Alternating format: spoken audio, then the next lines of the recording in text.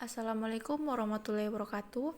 Kami dari kelompok 6 ingin mempresentasikan materi kami yang berjudul pengendalian atas strategi yang terdiferensiasi.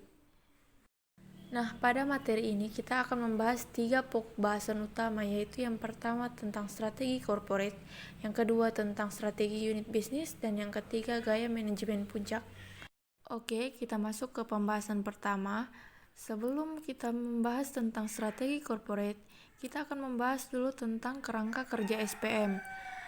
Kerangka kerja SPM membantu implementasi strategi, di mana strategi-strategi yang berbeda mempengaruhi proses pengendalian manajemen. Di sini ada dua. Yang pertama yaitu usulan-usulan yang dibuat yang bersifat kecenderungan, bukan prinsip-prinsip yang keras dan cepat. Yang kedua yaitu perancang sistem perlu mempertimbangkan pengaruh dari faktor-faktor eksternal dan internal ketika merancang sistem pengendalian. Sekarang kita masuk ke strategi perusahaan. Arthur Thomson membagi strategi ke dalam 4 kelompok. Yang pertama strategi tingkat kantor pusat, yang kedua strategi tingkat perusahaan, yang ketiga strategi tingkat fungsional, dan yang keempat strategi tingkat operasional.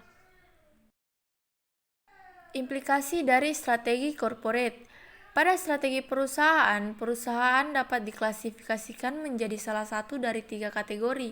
Yang pertama yaitu industri tunggal, di mana perusahaan beroperasi dalam satu jalur bisnis atau usaha.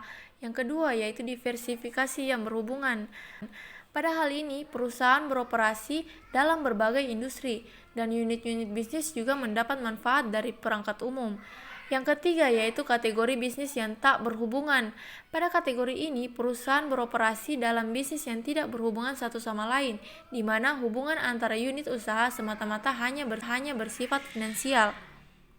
Secara tipikal, unit bisnis usaha memilih misi untuk unit bisnis yang berupa membangun, mempertahankan, atau memanen.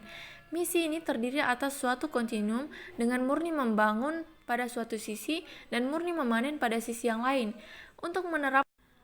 Selanjutnya ada keunggulan kompetitif. Keunggulan kompetitif suatu unit bisnis dapat memilih untuk bersaing baik sebagai pemain terdiferensiasi atau sebagai pemain biaya rendah.